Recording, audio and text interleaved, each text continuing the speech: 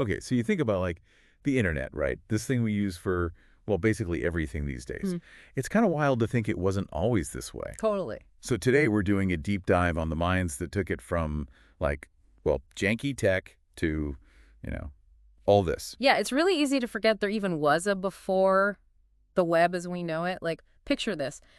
The internet used to be this exclusive club, mainly for academics and researchers, that sort of crowd. No way, Oh. seriously. Oh, yeah. So like no late night online shopping sprees for me. Nope, no doom scrolling either. Before this guy, Tim Berners-Lee, imagine a world where you need to use command prompts for everything. That was the internet. Command prompts. I could barely even send an email. So is this Berners-Lee guy like the inventor of the internet then? Well, not exactly. He didn't invent the internet itself, but he's the reason we can actually use it. Yeah. He basically created the World Wide Web forever. You know, things like HTTP, HTML, and the first web browser. It's like he took this exclusive thing and just threw open the doors and was like, all right, everyone, come on in. You can share cat videos and argue about politics now. Hey, Hey, sounds like my kind of guy. So like he's the reason we can even listen to this right now. That's wild. Exactly. E-commerce, social media, being able to instantly share stuff with anyone. None of it would exist the way it does without his work. His whole thing was making information accessible to everyone. Wow. Talk about a legacy. Mm. Okay, speaking of shaking things up. Yeah. Next, there's Linus Torvalds. Open source software. That had to be a pretty radical idea back then, right? Oh, absolutely. Back in the early 90s, software was basically treated like some kind of secret recipe, you know? Companies kept that stuff locked down tight. Right. And then comes Linus, practically tossing the recipe out the window. He did what? He makes his operating system, Linux, open source. Wait, hold up. Open source. Does that mean just anyone could take it? Pretty much. Use it, change it, share it, all for free. It was completely unheard of at the time. Wow. And this is Linux, the thing that's like everywhere now. You got it. Smartphones, web servers, even critical infrastructure. Linux is running behind the scenes all over the place. And it's crazy powerful and adaptable because of that whole open source philosophy. We're talking countless developers from around the world contributing to it, building upon each other's work. It's amazing. Wow, from command prompts to global collaboration. Yeah. It's amazing how these programmers, they saw the potential, you know? Absolutely. And it wasn't just about the tech either. These were individuals driven by their ideals. Berners-Lee, he believed in access to information. Torvalds believed in the power of collaboration. It's inspiring, really. Speaking of inspiring, let's talk about a programmer who quite literally took us to the stars. Margaret Hamilton. I have to admit, I don't know much about her.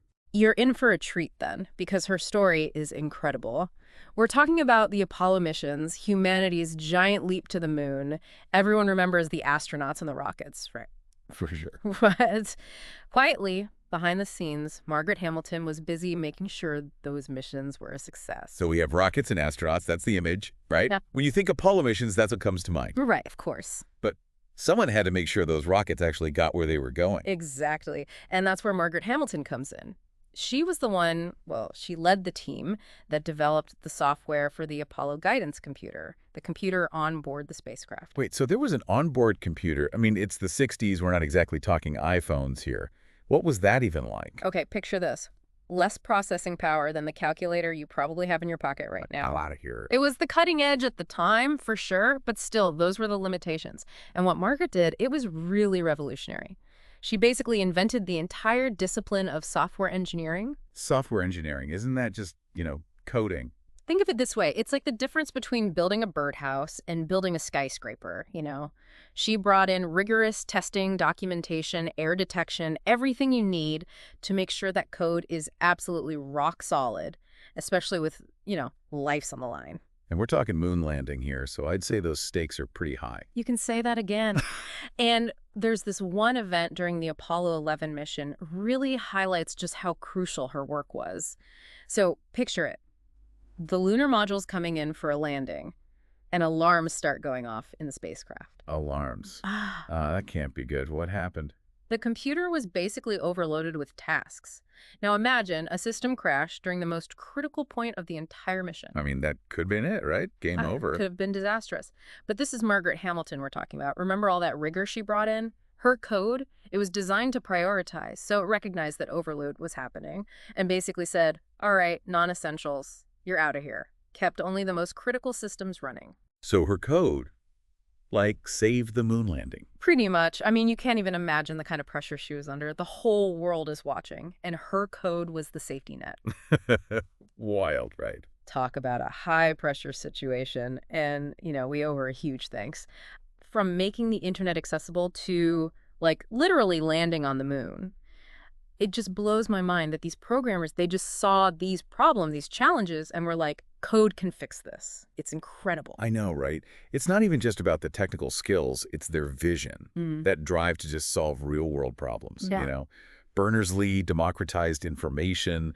Torvalds, he creates global collaboration on this insane scale. And then Hamilton's taking us to space. Wow. Each of them saw a need and then used their skills to try to change things. It's pretty inspiring. It really makes you think. Like, usually when we think about code, it just seems so, I don't know, like, abstract. Yeah. But then you hear these stories, and it's like, wow, in the right hands, it's really powerful stuff. It really is. And I think what gets me is it's not even just about the code itself. It's how these programmers thought, you know what I mean? They challenged all the assumptions. Just imagine these possibilities no one else could even see. Most people look at a problem and think, well, that's impossible. But these guys, they're like, hold my keyboard. I'm going to fix this with code. Right. I mean, it just makes you wonder, what would they even be working on today? Yeah. With all the technology we have now. Oh, man, don't get me started. I mean, if they could get us to the moon with lines of code back then, imagine what we could achieve now with the tools we have. The possibilities are, like, endless. Okay, so what you're saying is we need more coders. We need more coders with vision, people who are passionate about actually solving real-world problems. And, I mean, the stuff we're facing now, climate change, these global health crises, you name it. These things need some serious innovation, and you better believe those solutions.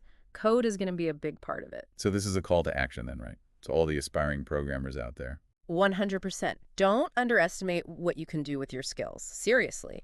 You could be the one to write the code that changes everything. Who knows? I mean, if Berners-Lee, Torvalds, and Hamilton taught us anything, it's that this isn't just about building apps or whatever. It's about building a better future. That's it. Couldn't have said it better myself. So, to everyone listening, think about it. What world-changing problem are you going to tackle with code? Think big, be bold, and never stop coding. That's all we've got time for in this deep dive, but we'll be back soon with another one. Until then, stay curious.